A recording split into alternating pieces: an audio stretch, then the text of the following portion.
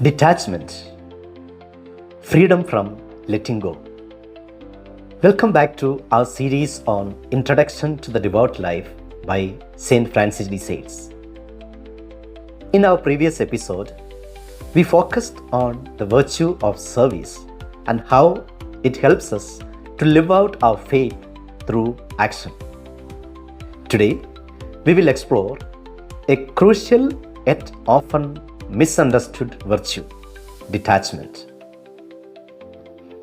St. Francis de Sales teaches that detachment is essential for experiencing true freedom in our spiritual journey. Let's dive into what detachment means and how it can lead us to greater peace and trust in God. Understanding detachment. Detachment, as St. Francis de Sales explains, is not about renouncing all possessions or living in extreme poverty. Rather, it is an interior disposition of the heart, a state of being where we are free from undue attachment to material things, success, status, or even our own will. St. Francis de Sales emphasizes that detachment allows us to focus on God, making Him the center of our lives. Detachment does not mean we should abandon the things of the world, but rather, we must be free to use them as tools for good without becoming enslaved to them. St. Francis de Sales invites us to cultivate detachment in a way that allows us to enjoy the gifts we have, but also to be ready to give them up for the sake of God's will. For example, consider a businessman who finds himself attached to wealth and success. Over the time, he learns to loosen his grip on these things, realizing that true freedom comes from trusting in God's plan rather than clinging to material success. Through this detachment, he experiences deeper joy and peace. The importance of detachment in our vocation. For those of us in religious life, detachment is a central part of our spiritual journey. St. Francis de Sales teaches that detachment helps us stay focused on our mission and avoid being distracted by worldly concerns. It enables us to serve others more effectively, free from the burdens of excessive worry over material possessions, status, or recognition. When we practice detachment, we allow ourselves to trust fully in God's providence. We no longer need to worry about controlling every outcome, and we open ourselves the peace that comes from surrendering to God's will.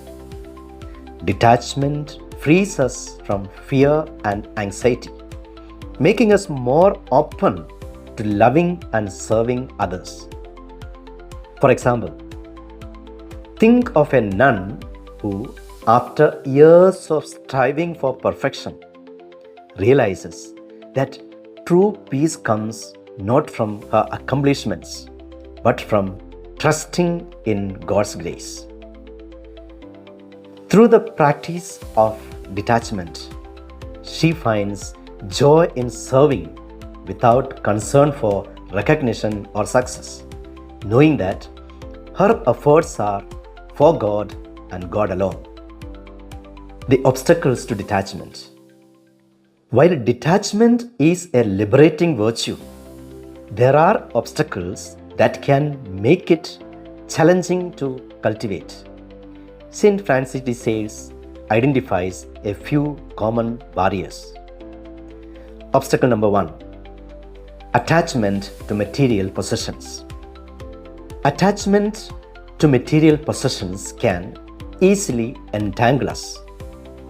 When we place too much value on wealth, comfort, or luxury, we become slaves to those things rather than using them for God's purposes. St. Francis de Sales reminds us that material goods are tools, not treasures.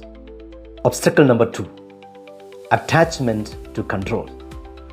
An attachment to control can be a significant barrier to detachment. Many of us struggle with the desire to control our circumstances, our future, or even other people. St. Francis de Sales encourages us to practice surrender, trusting that God is in control and His plan is always for our good. How to cultivate detachment? So, how can we actively cultivate detachment in our lives? St. Francis de Sales offers several practical steps to help us grow in this virtue. Step number 1, embrace simplicity.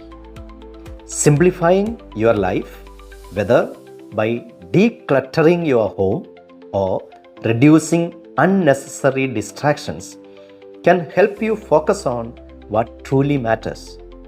By living simply, we free ourselves from the constant need for more. Step number 2, practice letting go of control. In prayer, bring your worries and desires to God and ask for the grace to trust Him fully. The more we practice surrendering control, the more we experience the peace that comes with trusting in God's plan. Step number 3, use things without attachment. Enjoy the blessings of God that God has given you, but be ready to let go of them when necessary. Whether it's wealth, success, or even relationships, we are called to hold everything loosely, trusting that God provides what we need and whenever we are in need. The fruits of detachment. St. Francis de Sales teaches that cultivating detachment leads to greater freedom, peace, and joy. When we are no longer weighed down by attachment, we become free to love and serve with an open heart. Detachment allows us to live with a sense of gratitude for the present moment, without fear of losing what we have or needing more to be happy. It helps us focus on God and His will, freeing us from distractions that pull us away from our spiritual journey. In conclusion, detachment is a vital virtue for living a devout life. St. Francis de Sales invites us to embrace detachment as a way to experience true freedom and peace. By practicing simplicity, letting go of control, and using material things without attachment, we can deepen our relationship with God and find joy in serving others.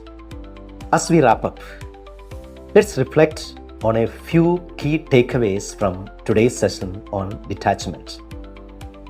Detachment is inner freedom. It involves letting go of undue attachment to material things, control, or recognition. 2. Detachment enriches our vocation. Cultivating detachment helps us focus on God's will and frees us to serve others without distraction. Number 3. Recognize obstacles to detachment. Attachments to possessions and control can hinder our ability to let go. Seek to overcome these challenges. Number 4. Practical steps to cultivate detachment. Embrace simplicity, practice letting go of control, and use things without attachment. Number 5. The fruit of detachment is peace and freedom. Living with detachment leads to greater joy, freedom, and trust in God's plan for our lives. Thank you for joining me today as we explored the virtue of detachment. In our next episode, we will discuss the importance of forgiveness and how it leads to healing and reconciliation. Until then, live Jesus.